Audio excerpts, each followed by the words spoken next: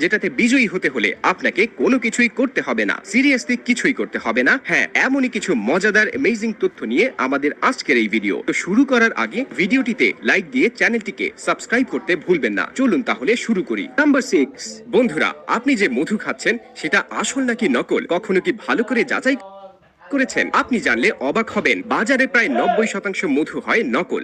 হ্যাঁ, আপনি ঠিকই শুনেছেন। আজকের ভিডিওতে এমন 3টা সহজ ট্রিক দেখাবো যেগুলো জানলে নকল মধু দিয়ে আর আপনাকে বোকা বানাতে পারবে না। প্রথম ট্রিকটি হলো, আপনি যখন বাজার বা দোকান থেকে মধু নেবেন তখন সেটা চেক করার জন্য সেখান থেকে 1 ফোঁটা মধু নিয়ে আপনার নিজের প্যান্টে অথবা জামায় ফেলে দেবেন। যদি দেখেন সেই মধু আপনার কাপড়ে না আটকে গড়িয়ে যাচ্ছে, তাহলে বুঝে যাবেন সেটা পিওর মধু। দ্বিতীয় ট্রিকটি করার জন্য সবার প্রথমে আপনাকে একটি নোট অথবা পেপার নিতে হবে।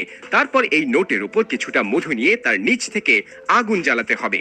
আর আগুন জ্বলতেই মধুও জ্বলতে শুরু করবে, কিন্তু আপনার নোট ততক্ষণ পর্যন্ত জ্বলবে না যতক্ষণ না ওই মধু সম্পূর্ণ জ্বলে না যায়। তৃতীয় আর সবচেয়ে সহজ ট্রিকটি হলো, যখন আপনি আসল ও নকল মধুর বোতলকে উল্টো করে কোনো টেবিলের উপর রাখবেন, তখন দেখবেন যেটা আসল মধু হবে সেটা ধীরে ধীরে নিচে পড়ছে, আর যেটা নকল মধু সেটা দেখবেন দ্রুত নিচের দিকে পড়বে। নাম্বার 5, বন্ধুরা, এমন একটা খাবার আছে যেটা আমরা প্রায় প্রতিদিনই খাই, কিন্তু আপনি যদি এটা তৈরির প্রক্রিয়া দেখেন তাহলে নিশ্চিত বমি করে দেবেন।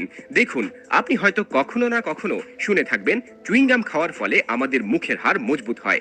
আবার কিছু মানুষ তো শুধু নিজের চোয়ালের রেখা বানানোর জন্যই চুইংগাম খেয়ে থাকে। কিন্তু আপনি কি জানেন, এই চুইংগামকে সফট বা নরম বানানোর জন্য এর মধ্যে ল্যানোলিন মেশানো হয়, এবং এই ল্যানোলিন বের করা হয় ভেড়ার সেবেসিয়াস গ্ল্যান্ড থেকে।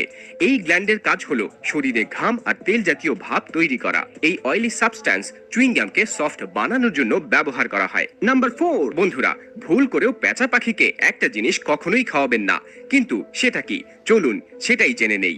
দেখুন, আপনি যদি কখনো কোনো আঘাত পাওয়া পেঁচাকে উদ্ধার করেন তাহলে তাকে শুধুমাত্র পানি খেতে দেবেন।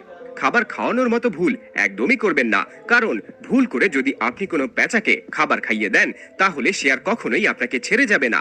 কেননা পেঁচারা নাকি কখনোই কারো ঋণ বাকি রাখে না, আর ঠিক এই কারণেই সে প্রতিদিন উপহার হিসেবে বিভিন্ন পোকামাকড় শিকার করে আপনাকে এনে দিতে থাকবে। নাম্বার 3, এটা হলো এমন একটা প্রতিযোগিতা যেটাতে বিজয়ী হতে হলে আপনাকে কোনো কিছুই করতে হবে না। হ্যাঁ বন্ধুরা, এটাকে বলে স্পেস আউট কম্পিটিশন, যা ডু নাথিং কম্পিটিশন নামেও পরিচিত। এই কম্পিটিশনে বিজয়ী হওয়ার জন্য আপনাকে শুধু চুপচাপ এক জায়গায় বসে থাকতে হবে, আর কিছুই করতে হবে না।